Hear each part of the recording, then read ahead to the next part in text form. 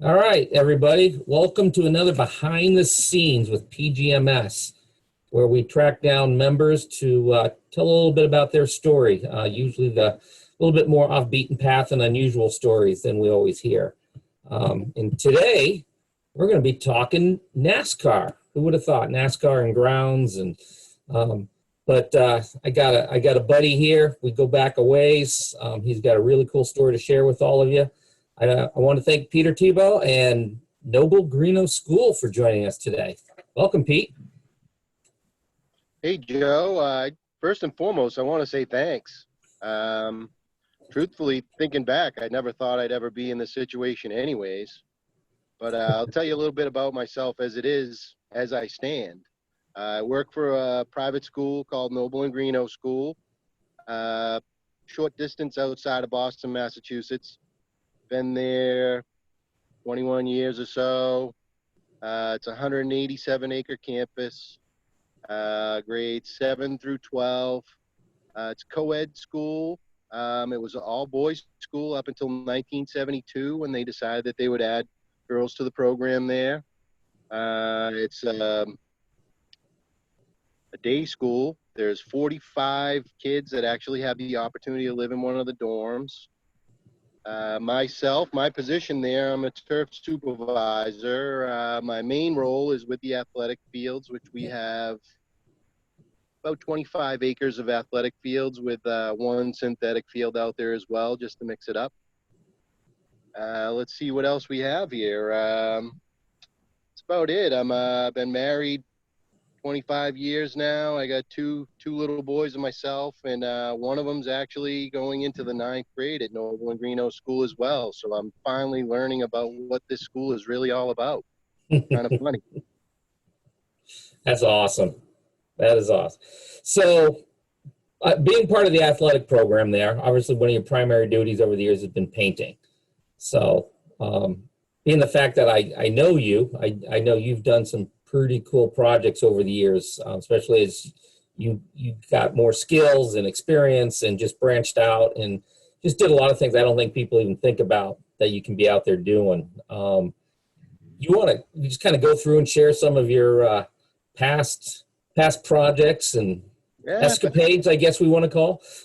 I've been involved in some pretty cool things, I gotta say, and I'm not sure at the end of the day how I got myself involved in some of these things, but one of them which was pretty cool was Fox 25 News here does this feature called the Zip Trip, where every week they feature a different town, and you got to kind of guess what town it is. And at the end of the year, they do like a Mazda giveaway or something like that. And 4 different years, I was involved in painting the Fox 25 logo and at that spot. And this one year in particular, we did it at the Plymouth Rock, and it created a little controversy because it was a logo and it was painted in a national place, but fortunately it was grass and the paint goes away, so it didn't create any problems there. But we've done the Falmouth Road Race where you're working overnight, which is kind of neat because we did the start and finish line, and truth be told, I won because I crossed the start line first and the finish line first.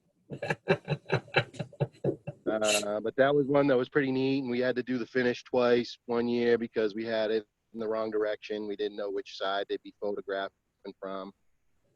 So that was kind of some of the weird things there, but I kind of branched off the past couple years and started doing logos on lawns.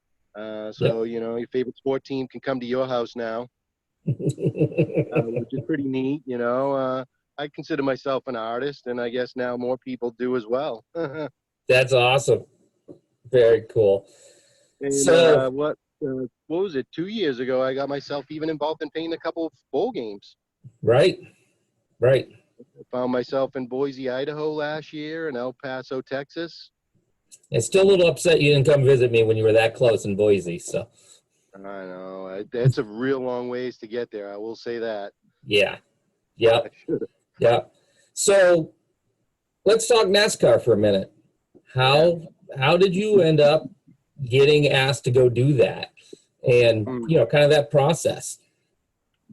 So, Joe, we go back a long ways, and there's a lot of different associations out there you can be members to. And one of the associations is a good group of guys. They do a lot of other type work as well. They're NFL guys, they're Major League Baseball guys, they're, you know, at the top of that world. And um, NASCAR came up as Charlotte in particular because they have a synthetic infield where some of the other tracks that you see that it's a grass field, so it's you know, kind of a grass painting situation. And there is actually a crew of guys that does the NASCAR anyways. Right. And I'm friendly with a group of guys that had done the bowl games. And I've been knocking on that door for probably 20 years. And finally the opportunity arose, and figures I'm not as fast and limber and as I once was, but they gave me a chance, and here I am. I had the opportunity to go to Charlotte twice. Excellent. Yeah, Excellent. and So it's last year and this year was both Charlotte? yeah, and there's actually more of them that they do there, but unfortunately with my schedule, I could only do the two. But I would really like to be able to do more of them. It's just that I have this other thing, a full-time job and a Yep. family Yep. and sometimes it's tough to disappear for a week. But my family and my work both know my passion, and my passion is in what we do. And it's never work when you enjoy it. And it was an opportunity that I would take every day of the week. Yep. And I was so grateful that I was finally given that opportunity. And let me just tell you, it's a lot of work. Yeah. Yeah. Well, that was perfect because it brings me right into my next question. You know, how long did it take? How much paint did you end up using? How many guys were there? We see up on the screen here, you know, they obviously put you up on a pretty cushy fifth wheel. But I think if we go to our next slide, we'll start seeing, you know, some of the activities that actually took place out there. But yeah, you know, there was that old saying that, you know, inquiring minds want to know. We want to know how much paint were you using out there? So, well, this year was a little different than last year. This year, more in particular, and it kind of reverts back to that slide that you see right there. Of course, we were during quarantine, we were during lockdown. Um, Different areas handled it differently. Down in Charlotte, you could travel, but hotels weren't someplace that you could stay. So the track, and I'm not sure exactly how this even came about, but they provided me that camper. So Nice. I was there by myself, and the rental car was the one I drove because the other guys were from some other place, so they didn't really want to be around me where I was from Massachusetts, and we're all Yeah. at different levels of the danger. And so Yeah. that was where I hung out. It was pretty cool. Yeah, it was definitely only had to be, it had nothing to do with you, Pete. It was just from Massachusetts that they give you your own car and your own fifth wheel to stay in. So, I know, right? Yeah, the Patriots gear had nothing to do with it. no, Yeah, not at no. all. Not down there. So, so, All so right, yeah. so So synthetic paint. Hey, Rach, can you bounce up go to the to next one. slide 2 and then maybe right up into slide 3?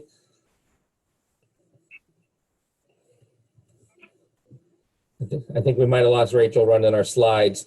But so synthetic paint, a lot of paint, a lot of hours, a lot of time. So yeah, how many guys, how many paint machines, how much paint, how many logos? So you see, like the logos were gigantic. Like, and when I say gigantic, like a football end zone isn't really as big as these. Like these logos were so large that robot actually dotted out everything for us. Nice. And we were given sheets with the color charts and the different colors that we had to use to fill in the lines. And there was 3 of us, and we flew in Monday. I flew in, those guys drove. Tuesday morning, we got to the track. We had to have temperatures, go through the screening, and then we started painting. And we painted Tuesday, Wednesday, and Thursday. Wow. Yeah, and we painted around the weather. So if you follow what I'm saying here, with synthetic grass, the grass has to be dry.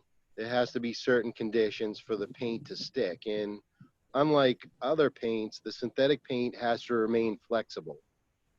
And that's what I think a lot of people don't quite understand about the synthetic paint, is that it needs to bend with the grass blades. It needs to react just like the grass itself. So they had a process, because these logos are painted and removed. So we had to paint a clear over everything that we were going to paint the logos first. Almost like, Joe, if you go back to hockey, Yep. we paint over ice, not so that you get the paint on top of whatever surface that you're painting. So the clear acts like a buffer. Gotcha. And if you look at the slides, there was just pallets of paint. Like, it was overwhelming. If you just drove up there and saw all that, you may want to turn around and walk away. Because, like, look at that, look at all that paint there. You know, that's 3 guys that are going to do all that. It turned out it was right around 400 gallons of paint that we applied. Okay. I think it was a total of about 19 logos.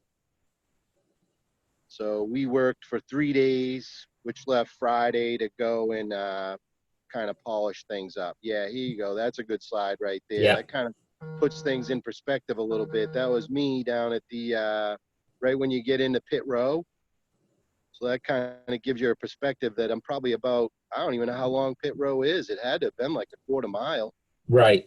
Right. Like, they gave me a Polaris side by side to kind of get from here to there, because everything was so far away. Yeah, that's a lot of work. So a lot of our membership, Peter, probably haven't done logos at all in general. Yeah.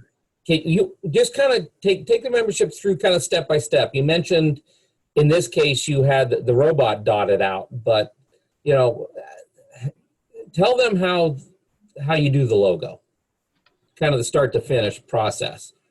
So generally with logos, it's a sheet that you would lay out with like half moons that would dictate which side of the line you're painting to. Where these logos were so large, wouldn't make sense for people to actually go out there and try and lay all that plastic down. So these robots dotted it, and then it was up to us to make the line straight or what have you, and figure out which colors needed to go where. And what you do is you start out with cutting in along the edges. You cut in along the edges, and then you're just filling in side to side. So Okay. you try to take the detail work first. And that puts you, you know, like that slide there, that's pretty good amount of work right there. You know, Sure where is. there was a picture of the bush that you can see at the top right that was in, that's just the first coat. That's got the first coat on it right there. So you can still see some of the strokes that you're making from the paint. Yep. Where when you go 2, and some colors need 3 coats, some colors cover better than others. Fortunately for us out there, like as you can see, the white sometimes has a hard time covering, and the synthetic at Charlotte Motor Speedway is very long, because like they're not worried about athletes making left and rights. They just kind of put it down, and that's where it is. There's sand and there's rubber in there, but it was by far about the longest blades of synthetic grass I painted on. I bet. Yeah. So Yeah. with painting the logos, you really want to start from the middle and work your way out, or give yourself, if you're doing like with these, there's multiple colors. You want to make sure that you're putting yourself in a place where you can walk. So you don't want to be painting, you know, one color when 10 minutes later you're going to be painting the color right next to it. Like, you know, with that Coca-Cola logo in the middle there, there was a lot, but luckily for us, each color took long enough that it was pretty well dry by the time you got to the next color. Right. So did you start on the Coca-Cola script in the middle and the 600 and then work your way out? You tend to work, yeah, like we would work white. Like you tend to work your lighter colors first as well, because sometimes the darker colors will hang out inside the machine. So you may get some residuals. So say if you did black and then you tried to clean out and do white right after that, you may get gray for a little while. Yeah. So we tend to start with the lighter colors, but with that Coca-Cola, it was more or less most of the outlining. So the dark color, I'm pretty sure it was either black or blue. I think it was black. Mm-hmm. It was black, but we started with the darker color first and then went back around, because sometimes, you know, like the black covers very well. You may almost not have to do it again. Right. Right. So Well, with logos, the bigger part is actually situating it within the space. You know, fortunately for that event there, everything was done through GPS. So the gentleman that had the robot, he had actually all these coordinates. So what he did is he had a special little tool that he put down on the corners, and then that would factor into where he was going to place the actual logo. okay. Great. And I'm pretty sure that was all picked out through Charlotte, through NASCAR. Like everything is done through somebody else. You know, I'm just right. I'm what they call a painter. Yeah. So we're there just to make sure it all comes out great and everything looks exactly the way they wanted it. Right. So many times, like what's really cool about this venue here is that they had music going all day, so we didn't have to worry about putting headphones on and whatnot, so we could still communicate. Excellent. Excellent. So you brought up a couple points during that that discussion that obviously you and I know this because we've been doing it for so long, but those that haven't, can you touch on the importance of how some colors react, especially on natural grass, different to others, the importance of actually using athletic marking paint and not like a box store paint, you know, a wall paint, things like that. So actually, I can tell you of a great experience that I had firsthand thankfully it was on my own lawn. I decided that we were doing little birthday parties for my youngest because his birthday's in July. So we figured we'd have parties at the house. And I had wanted to do like a red, white, and blue, but we didn't have any red in the grass aerosol paint. So at the time, I only had red in a synthetic aerosol paint. Synthetic meaning that it was designed for the synthetic grass. I painted it. Everything grew back except for where I painted the red on the grass, because that paint is toxic to the grass. Where it's great for the synthetic grass, the chemical makeup of it was very, very bad for actual natural grass. As with, I would imagine, traffic paint, like that you would use to paint your parking lots. I'm not certain about like certain latexes, but I do know that athletic field paint is designed for grass. And even at that, there's certain colors like blue, red, black, even yellow, believe it or not, can be pretty tough on the actual grass plant itself because it messes with the photosynthesis. Yeah. And it can stunt the grass. It can actually, in some instances, if you use enough of it, it can actually kill the grass over time. Yeah. So you really want to be careful of the paints that you're using, and then even the amount that you're putting on there too. Like you really don't have to coat it so that the dirt is actually painted too. Right. Especially like those people that are going to paint that logo a couple of times over multiple weeks, freshen it up between games with those darker colors. Yeah, it can Get be. yourself in some trouble. Yeah, you would see like it at our school, we do blue and white because blue is part of the school color. But I know that white will grow very well, but the blue will be a little stunted when I go back to paint it the next time. Right. Right. But the So, bigger part is though is that you really have to make sure that you're using paint design for grass. absolutely. Absolutely. Um, so one of the things, if someone wants to try this at home, experiment or on their own site, just to kind of get a feel to do this kind of stuff, what advice can you pass on to those folks? It's when I started out, I was still using overhead projectors, shooting up onto a wall with plastic and cutting out those stencils. But obviously things have gotten a little bit more advanced now, but it doesn't have to be really advanced. So, No, like honestly, like what I've been doing is I get stuff on my laptop and then project that up onto it. That's how they do it now, Joe. yep, Overhead projectors, you'll make people laugh at you when you ask those things. exactly. Because I did ask my IT department, and they were like, "Overhead projectors, Pete, really?" We do that with computers now, So we got a computer and we got a projector, and we did the exact same thing, but much more awesome. Yes, yes, a lot easier to see.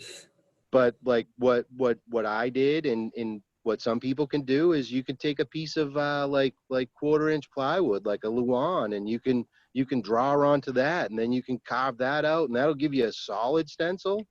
You can do it with strings, if stuff is straight line. Like I had made a Boston Bruins logo, and that was pretty simple because that's straight lines with a circle. Um, but I think my biggest point on doing logos is to make sure that they're big enough, because you might think it's big in your shop yard or what have you, but when you put that out into the middle of a acre-and-a-half field, what you think is big may not look so big. That's great advice. And that was my problem in the very beginning, was that what I thought was big, because it was unmanageable to carry and everything else, really didn't turn out to be all that big. Right, right. But now I think I had learned from a couple people that were in the NFL that had painted an awful lot, that just said, don't be scared. If you go over this area too much in a certain color, don't worry, you can fill it back in on the next color, and you can make that all go away. And you just don't obviously want to put too much paint out there, but you just shouldn't be afraid of it. You should just Exactly. go out there and do what you feel. Mistakes are fixable. Yeah, but the big part is you just want to make sure it's big enough. Like something Yep. that's 20 feet big may not seem like all that big. May sound like it's very big, but in an athletic field, it's kind of small. Yeah. And Yep. at one point, well, probably my biggest logo I did at the school was that we turned the center circle of the soccer into a giant soccer ball, and then put the Noble shield on the middle of that. So we had a gigantic logo in the middle of the field. They, Nice. yeah, they felt like that was too much, though. It's hard when they criticize you, isn't it? Yeah, well, I knew it was going to be too much right from the beginning. I really didn't want to do that much, but they were the ones that wanted it, and it's more or less, you're doing it for somebody else, and it's all about pride. And if that's what they want, like this year, and you saw it. I didn't get a chance to send it, but we had put the Nobles with both shields in 2020 for the graduation for the high school, Yep. because we got cut short, and it was kind of tragic. But yet there I was. I'm a junkie. I like to paint, and I was just looking for a reason. We had all this paint, and I hadn't painted, so I wanted to go out there and do something that I could do just for them. Yeah. Yeah. I think that made it on our Facebook post for commencement a while back. So, Yeah, and it happened in a lot of other places. It was really cool because it seemed to have been the trend, like yeah. everybody was really trying to support their kids. So as you alluded to, we've been around a while. Everyone's trying to figure out what an overhead projector is. We go back to when NESMA was just NESMA, before we were involved with STMA, when we were doing New England Grows and the Turf Conference. We've used a lot of the same supplier partners. We're both big Pioneer fans. We've been Pioneer users for years. give the membership your thoughts on the importance of building the relationships with your suppliers, building the relationships with an organization that you can share your experiences with, that gives you an outlet to ask questions. How have those two things affected your career, and the importance of it, and advice you can give to maybe people just starting out? So what I can say is this, is that I've been in my position at the school now 21 years. Most of the memberships that I have with the associations I'm a part of have been about that same length. So the vendors that I have great relationships with, and I may have changed salespeople quite a few times, but the products that we use and we have the opportunities to use, some can be very good and some can be not as. Um, I try to align myself with the good, and a lot of times through networking, uh, you have opportunities, where, say, like,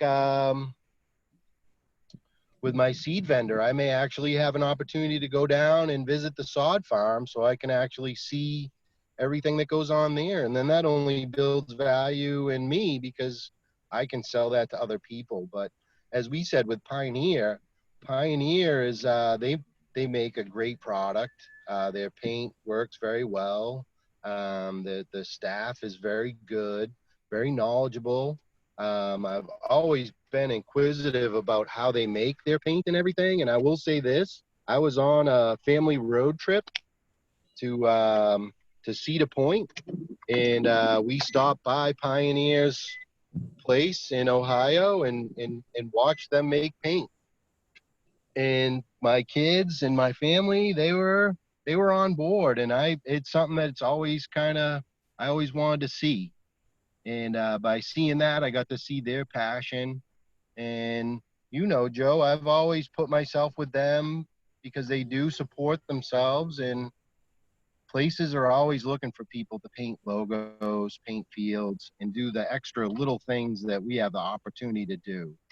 Yep. And through, I guess, my friendships with most of our vendors, I've had other opportunities to do things that I'm passionate about. And I will say that, my friendships with Pioneer have definitely taken me in some great places. And most of it's not because I've just been friendly for a year or two. It goes with that, I've been in this business for a very long time. And, here I am 20 years later, and I'm finally doing some of the things that, maybe some people may have the opportunity to do year one. Yep. But I've just kind of stuck to my guns, kept my head down, and tried to do the right thing for all these years. And now I'm finally having those opportunities. And, here we are. I get to tell all these guys about, there are opportunities out there. And, it's just a matter of putting yourself in the right spot, I guess. And if you're always working towards being a good guy, then I guess you'll get treated like a good guy. I don't know. It depends, like I just can't talk about the Patriots and I'm all right. Yeah, there you go. There you go. Well, Pete, I appreciate you taking the time today, sharing with the membership your experiences. We're definitely, as grounds workers, grounds managers, we're a creative group of people. And I think what your story just shows another way that we can be creative out there doing what we're passionate about. And the importance of what it means for that student athlete, or a parent, or, in your case, the NASCAR fan, the NASCAR driver. So really, thanks for taking the time and sharing your story with PGMS. It was great to hang out with you for this little bit. I wish we lived closer. Yeah, it's been a few years. And I'm so glad that that I stayed in the camper that you pretty much had. That was pretty awesome. But I will say this to all the members, that this is a great group of people, and I've learned so much from a lot of these people, and all you got to do is ask questions. Everybody will always take the time to make sure that you're doing the best that you can do, and that's the one thing that's always been helpful to me, because no matter whether or not you're at the pro level, the high school level, the town level, we're all in it because we're passionate about it, and everybody's going to share their passion. And that's how we kind of survive through some of our tough times. You know, the spring hasn't been very easy for anyone. Yep. Yep. Well said. Well As said. it was for me. I had Lyme, and then I went in for a hernia surgery. So, like, I'm just finally getting back to a regular person. I had such a good time, Joe. Definitely. Definitely. Thanks, Pete. All right, everybody. That ends another session of Behind the Scenes. I hope you guys enjoyed it. I know it was great catching up with Pete. Hopefully his story definitely inspires you all to get out there and try your first logo, get creative. But for myself, the rest of the executive team and the staff, just thanks for tuning in. Appreciate you guys supporting us. Make sure you work with your suppliers and your partners, and continue to just keep working for your team success. Hope you have a great week, and we'll see you next time. Thanks.